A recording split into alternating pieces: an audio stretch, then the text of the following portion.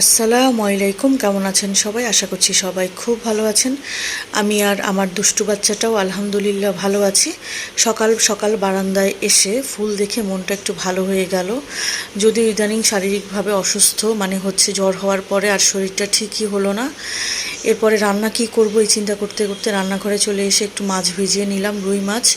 মাছটা ভিজবে আর হচ্ছে আমি টুকটাক কাজ করব, সাথে হচ্ছে এরপরে দুষ্টু বাচ্চাটাকেও স্কুল থেকে আনতে যেতে হবে।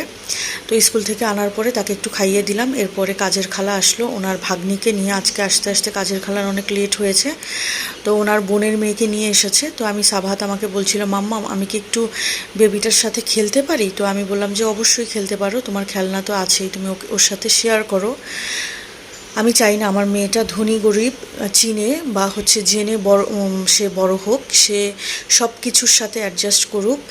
গরিব মানুষ তারপরেও তারা মানুষ, তাই না? ধনী সে তারাও মানুষ। এই জন্য যে ধনীদের সাথে মেশা যাবে আর গরিবদের সাথে মেশা যাবে না, আমি চাই না আমার মেয়েটা এইভাবেই জেনে বড় হোক।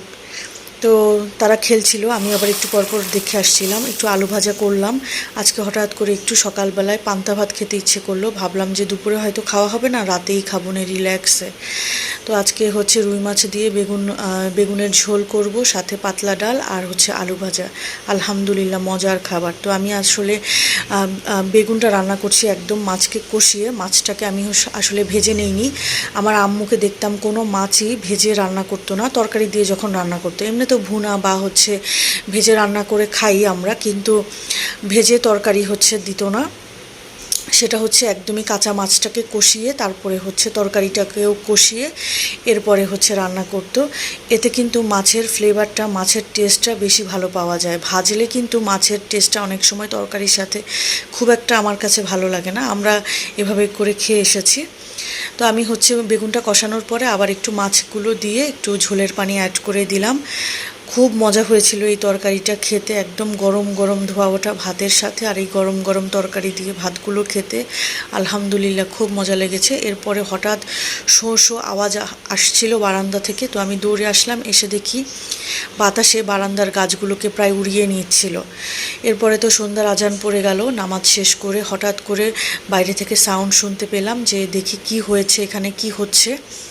তারপরে এসে দেখি কিছু প্যারেন্টস হচ্ছে বাচ্চা কাচ্চা নিয়ে তাদের সাথে একটু এনজয় করছিল, বাচ্চারাও এনজয় করছিল আর তা দেখে প্যারেন্টসরাও খুশি হচ্ছিল। কেউ সাইকেলিং করছিল, আবার কেউ স্কেটিং করছিল, কেউ ফুটবল দিয়ে খেলছিল।